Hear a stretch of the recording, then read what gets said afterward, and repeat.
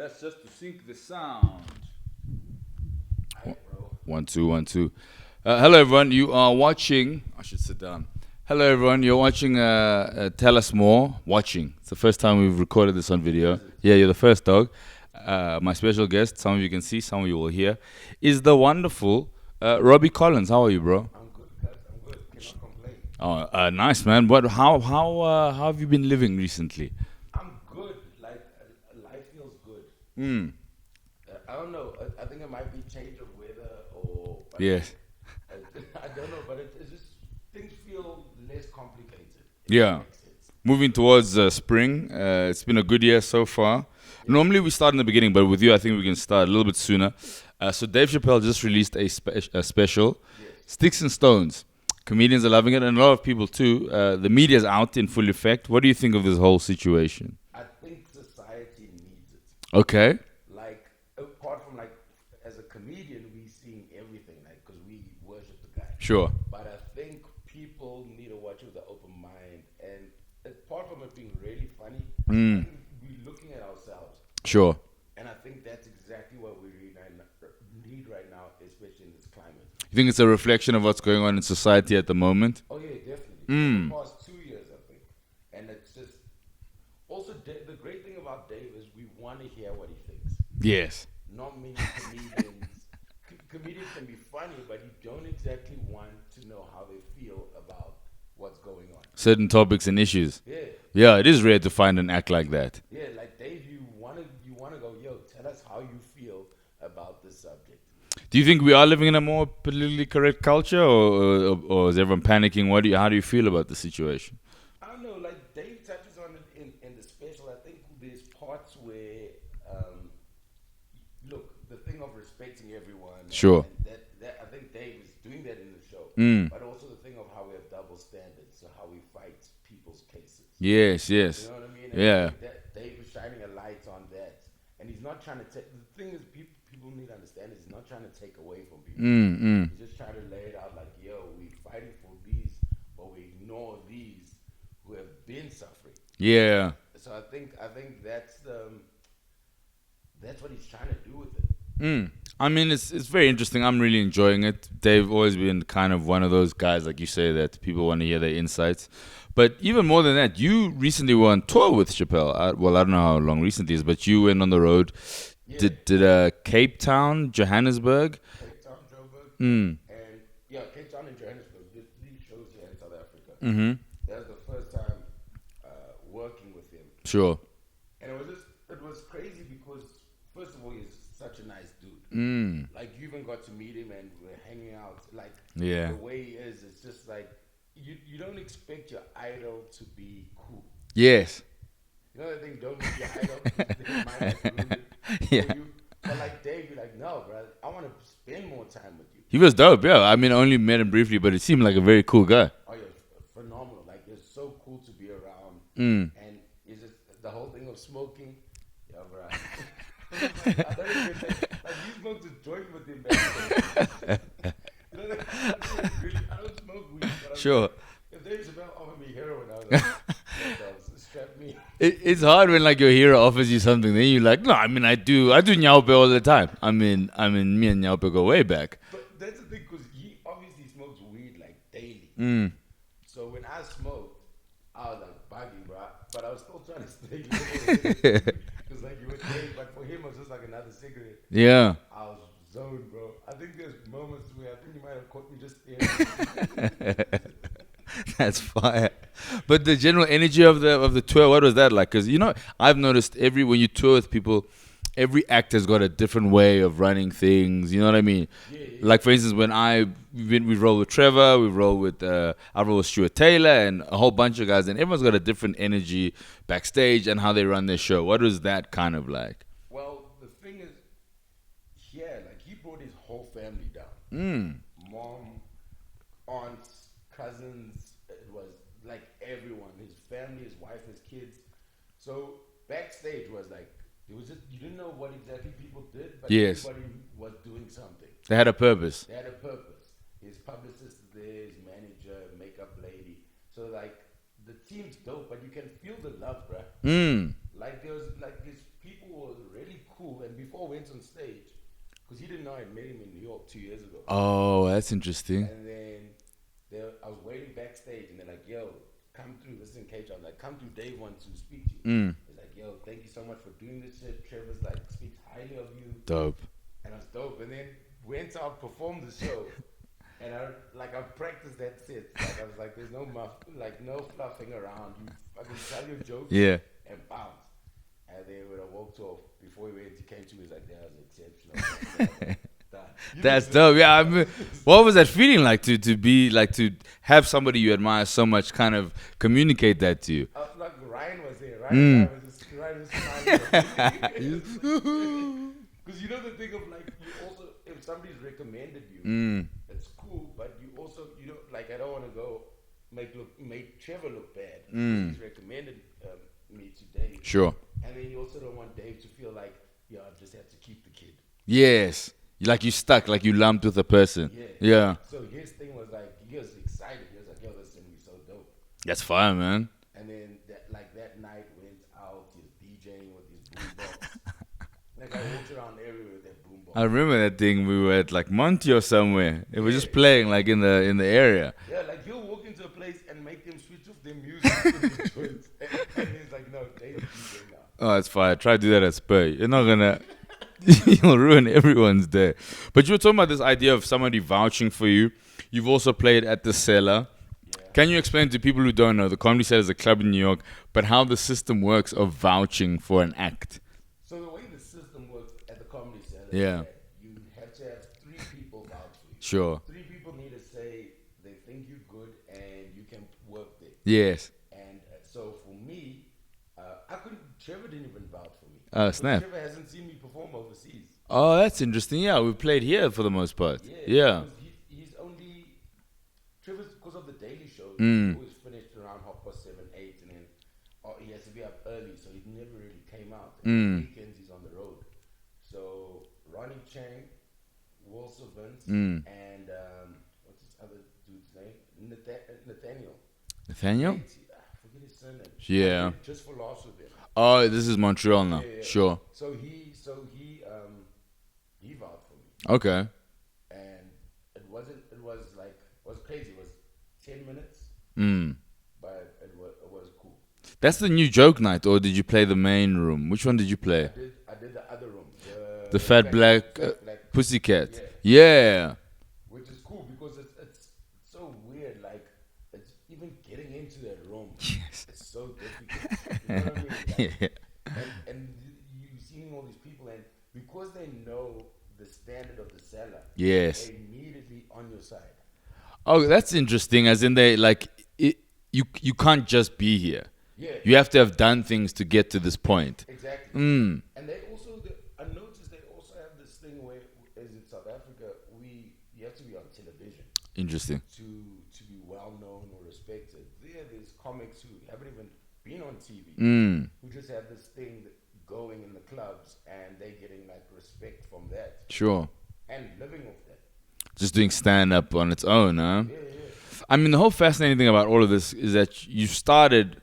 I mean, you're in a great place, but where are you from originally? Because this is a huge transition you've made over the entirety of your life. Durban. Yeah. Born and bred Durban. Went to school at this place, St. Benedict's. Then I went to The Catholic school. Proper Catholic school. Gosh, those schools are hectic. Dude, like our nun was, our principal was a nun. Oh wow, that's hectic. Yeah, like there were nuns everywhere. There a nun, here a nun. Yeah. And that school was a girls' school, so they had just allowed boys in the 2 years before. For the first time? The first time. So it was like we're just surrounded by girls, and there were like maybe 3 other dudes in the class. Wow. And also, this is 93. I was in grade 1, 93. So you also like one of 3 people of color in the class. So it was like, I was a very quiet kid. I found myself like very withdrawn. Break time, I'd go and hang out with my sisters and my brother because they were in grades above me. Okay. But like, I was very quiet. But then I think drama was the fun part for me. You were taking a little bit of drama class here and there? Yeah, like drama, everyone had to do it. Oh, I see. Okay. Yeah, so it was one of those things where I found myself like expressing myself more in drama class. and on the sports field. Sure. I think that became my place, like at school, because I wasn't good in the classroom. Mm-hmm. Some of you don't know. Hearing it here first. Dee-dee-dee-dee. So that was like where I felt like I could hold my own. Mm. You know what I mean? Yeah. Especially as a kid, when you feel like you can't do well in a certain situation, you find that other thing. And it was soccer, cricket, and drama. Yeah, I think a lot of kids kind of struggle to fit into those spaces. And when you do find something you like, you really like commit to that thing. Totally. Yeah. Like, you didn't have to tell me to train more Mm. when it came to soccer and cricket. It was like, this is the thing I want to do.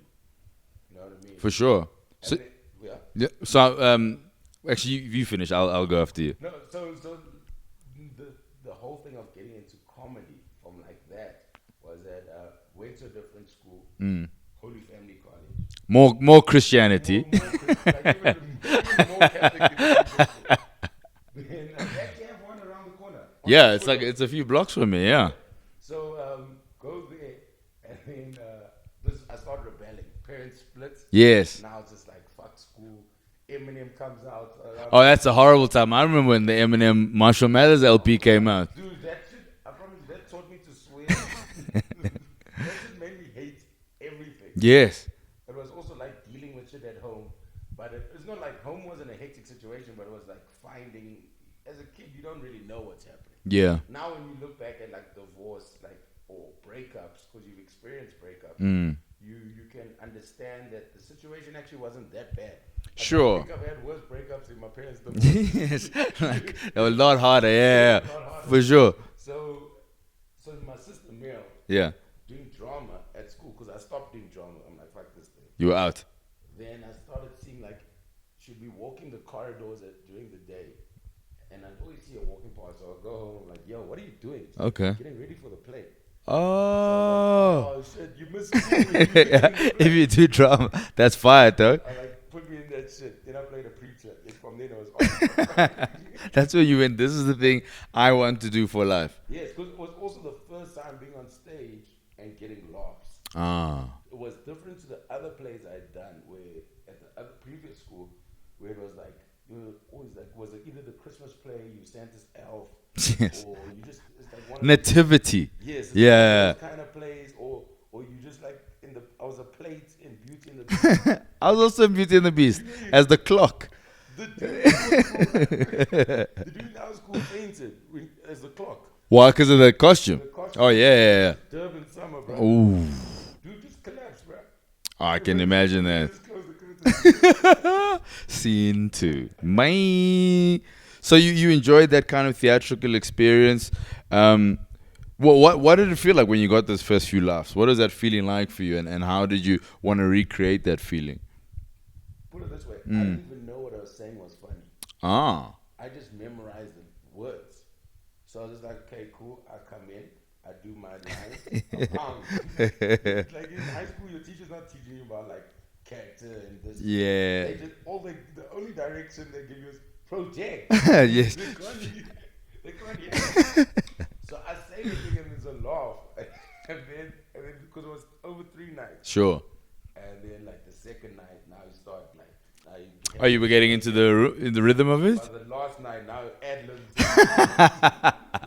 It's like a teacher's looking at the script like, wait, who, what? So, did you do drama? Not really. You know what? I did a little bit of everything. I was in the choir for a bit. Didn't have a great singing voice in particular. Did some plays, and then it was more public speaking as I got on later. I think one of my teachers noticed that I was comfortable in front of a classroom doing speeches, and she was like, "Hey, come do this after school." And I was like, more talking. And then eventually I just got into it, and she was a really cool teacher. 2 of my teachers, Miss Antil, who I do a joke about, who was my English teacher, and once upon a time my Zulu teacher, and then Miss Biddlecombe, who were also like, "Yo, just come do this thing." And I think they really steered me in a good direction. It helped me towards the end. That's dope. I did debating for a year. Sure. And that helped a lot. Yeah. Just being confident and stuff. And also in debates, there may be like 10 kids would hang around and watch it. You know? Yeah, it was very quiet. And you weren't doing like a whole war. There were no war cries. Like, it wasn't, give us a rebuttal. It's like, nah, you just say your shit. I found that exciting. But now the transition into stand-up, Mm. which is crazy, is that Meryl again. Yes. I just always followed Meryl. Sure. She started doing like these youth mentorships at the Catalina Theatre in Point Road. Okay, that's in the kind of Durban CBD-ish? Close to the Bat Center. Oh, yeah, I'm familiar. Okay, cool, I see. So this was every Saturday morning. And so what happens is they're looking for rappers to be in this play they did. Okay. So my friend and Dane at the time, we were putting bars. You remember singles? They'd always have the instrumental. Yes, a single would be the same song with two different versions. Radio edit. Yeah. Then they'll play explicit. Yes. And then the instrumental. Yeah. Maybe another song that wasn't released. Yeah, I remember that era. Yeah, a very thin cover also. Like, yeah. Rap over those things. Bro. That was our thing, dude. Rapping over Mace, get ready, get Ready. like, all those things. Then we go and do the play. Mm. But again, they're like, yo, since you guys are here, there's other characters. You want to be in this thing? So again, I'm a preacher in this thing. You like every role is you got typecast as like every role a preacher, my friend. So now I'm a preacher again. Have fun, dude. Like proper, like it became fun because we did this thing we rehearsed for like a month and then we performed it for 2 weeks. Mm. Every night, like the confidence just grew and grew. But now at the theater, at night, because our play used to happen before the main play. Oh, I see. Like a curtain raiser almost. Yeah. Sure. So the first week we're doing it before, like I think Rumpelstiltskin. And then the second week, the person headlining for the week is Mark Lottery. Oh, wow. So I've become friends with the sound guy, and he's like, yo, man, come hang around, you can watch for free. So I'll go and chill, and I'm watching this dude. It's like, this is fucking amazing. That's crazy. Because, like, you're hearing all these things, and you're hearing, like, hood stories. Mm. Because before that, the only comedy I knew was comedy from America or Europe. It It was the first time actually seeing a South African dude, kind of looks like me, Yeah. tell your stories, and you're like, oh, wow, this thing is reachable. What is that like, that first experience of kind of seeing someone who looks like you? Because, you know, the conversation now is about representation in media. Totally. So, like in the movies, you want people who look like us. And what's it like for you when you see somebody who looks like you, who's doing incredible things that resonate with you? What does it feel like to experience that? That shit, like, immediately, I don't know, it was just like, oh, this thing is possible. And Mark is a phenomenal act. And it's not taking anything away, but it's a thing of where you're so blown away, but inspired to do it. Yes. You have no idea how to do the thing, but you're just like, yo, whatever this guy is doing up there, the way he's making people feel, and it was all races in the audience. This is the shit I want to do. That's incredible. And like from then I was like, this is what my aim's gonna be. And then I just started reading books about comics. And the guy Thomas, the sound dude, gave me an audio version of the show from Lotte. I see. Listen to that over and over and over. And then reading, and then watching DVDs. And then every comic I used to watch said they were inspired by Richard Pryor. Yes. He is often referred to as like, you know, the first of his kind of that generation. Like everyone is a derivative in some way of Richard Pryor. I think he made the use of the N-word on stage, the swearing, telling the truth. I think he made those things acceptable to talk about. Yeah. Like everyone has different styles, but he made like just the subject matter, sex, and like he was just straight up, this is me. I think a lot of people don't know this, but Pryor he wasn't always like that.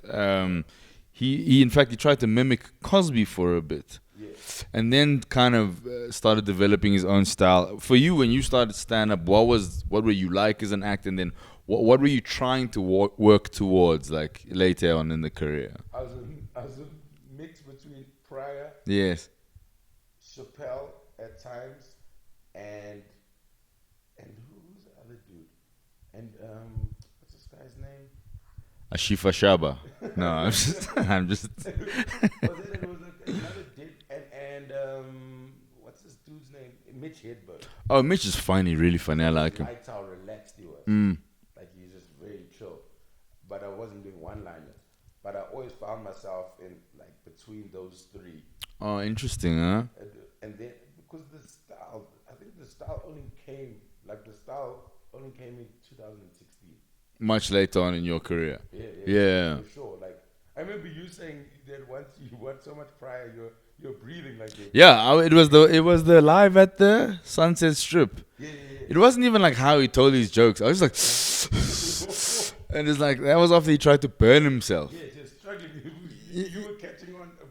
Yeah, a random thing that had nothing to do with jokes, but that's why I can't watch Chappelle a lot. Right. Because after a while, because just the way he says things are funny. So I'm always worried that I'm going to be on stage, be like, and that's when I went to the taxi rank, nigga. And it's like, I don't talk like that. Yeah, it's like, there's that big fear that I'm just going to start sounding like him, which I think I don't want. I don't think anybody wants to see that either, It's also a person like that who's like so influential. Like, I'm sure people just pick it up. Sure. Like immediately, like, oh, I see it. You know what's fascinating about your story? Lehoko also, the reason why he may have started is Mark lottering. Is it? Yeah, Mark came to his school once. Oh, yes, that story. Yeah. That was crazy. So it seems like Mark is responsible for a lot of local comedians. Yeah, because he was meant to open for Mark. Oh. Because Mark actually told me the story. Loy hasn't told me the story. Yeah. And Mark said that Loy Gola went on before him and did a roast of all the teachers impersonating him, and then lodging him to come. But the kids were like, "Yo, this is our dude." So like Mark was almost like he still got laughs, but they were like, "Yeah, Bring back. It was in history class just now." Bring back their homie. That's tough. Yeah, so it's crazy. Like Mark helped a lot in my career because I remember calling Dave Kabuka first time coming to Joburg. Yes. To do Blues Room, and then Dave said like, "Who's seen you before?" So I was like, "Trevor Gumbi." Like, not a good. Dave was hectic in his time. Dave and his rules and just his vibe helped us so much. Sure, I really appreciate. I miss him a lot, actually. Yeah, bro. Those phone calls, whatever, man. Like just sitting with him after a gig, and he'll rip your sets apart. But I promise you, when you get back up there the next day, Hot fire. are you fire? Hot fire. So I called Lotting on. I called Dave. I'm like, "Hey man, I don't know if you remember me, but he had given me his number in Cape Town. Okay. So I was like, yo, I need to get on stage. Can you just call this dude and tell him like I'm okay?" Called Dave. Dave called me back literally 5 minutes later. He's like, "So I got Mark Lotting." Like, yo, You asked, bro. Yeah. It's like, okay, come at 6 p.m. Get to gig at 6 p.m. It's only starting at 9, bro. Oh no. I helped like stack tables with waiters. It was fun, but I performed, killed the shit. And I thought I was doing an open spot, and Dave gave me 600 grand. Oh wow, that's great. Coming from Durban, that was... That surprise money is always nice. Dude. It's also a cool thing, like, I've had it where you rock up and just like, "Can I get 5?" And you perform, but you do well. And the guy is so happy that you played. It's like, "Yo, man, take this." A little bit of extra on top. Yeah, man. That's fire.